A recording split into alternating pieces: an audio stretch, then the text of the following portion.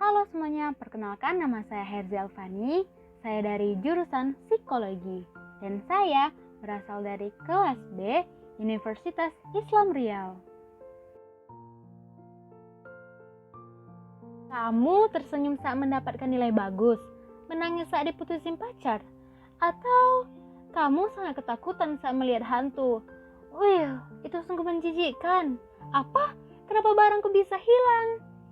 Tahukah kalian, berbagai macam respon yang kalian rasakan di setiap keadaan tertentu itu disebut dengan emosi.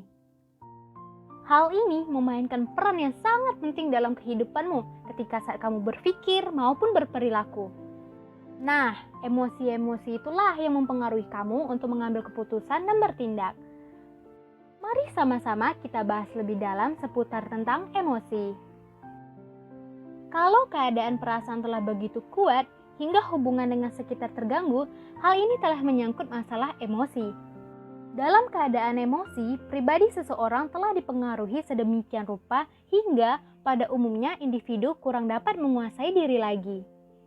Perilaku pada umumnya tidak lagi memperhatikan suatu norma yang ada dalam hidup bersama, tetapi telah memperlihatkan adanya hambatan dalam diri individu. Contohnya, seseorang yang mengalami emosi pada umumnya tidak lagi memperhatikan keadaan sekitarnya. Emosi merupakan keadaan yang ditimbulkan oleh situasi tertentu, dan emosi cenderung terjadi dalam kaitannya dengan perilaku yang mengarah atau menyingkiri terhadap sesuatu, dan perilaku tersebut pada umumnya disertai dengan adanya ekspresi kejasmanian, sehingga orang lain dapat mengetahui bahwa seseorang sedang mengalami emosi.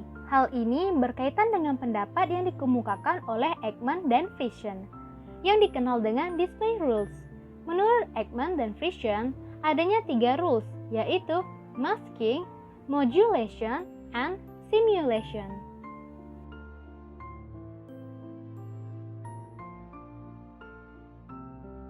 Masking adalah keadaan seseorang yang dapat menyembunyikan atau dapat menutupi emosi yang dialaminya.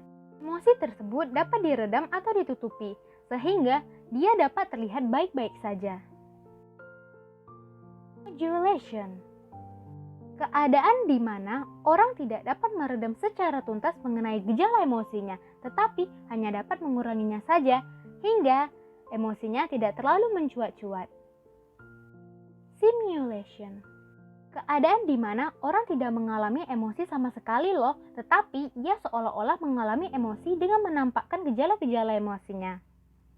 Hal ini dipengaruhi oleh unsur budaya. Misalnya, tidak etis kan kalau kita menangis dengan meronta-ronta di hadapan umum sekalipun kita merasa sangat sedih. Di samping itu, mereka berpendapat bahwa ekspresi muka dapat digunakan sebagai tanda adanya emosi yang ada pada individu yang bersangkutan.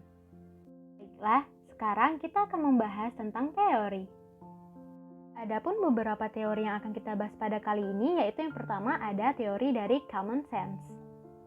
Teori ini mengaitkan emosi dengan reaksi fisiologis, yang mana rasa takut itu muncul terlebih dahulu, baru kemudian muncullah reaksi fisiologisnya, berupa jantung yang berdebar kencang saat kamu ketakutan, dan semacamnya. Teori James Lange berkebalikan dengan teori yang pertama. Teori ini menjelaskan bahwa emosi itu muncul setelah reaksi fisiologis. Jadi, ketika kamu melihat sesuatu yang menakutkan, kamu akan kaget dulu, barulah emosinya muncul. Teori Cannon-Bard, ketika kamu melihat sesuatu yang menakutkan, itu akan diterima oleh otak bagian subcortical brain activity, dan nantinya itu akan diproses di otak. Lalu secara bersamaan, rasa takut dan reaksi fisiologis itu akan muncul. Teori Sacher, teori ini menjelaskan ketika ada stimulus yang menakutkan, berupa harimau contohnya.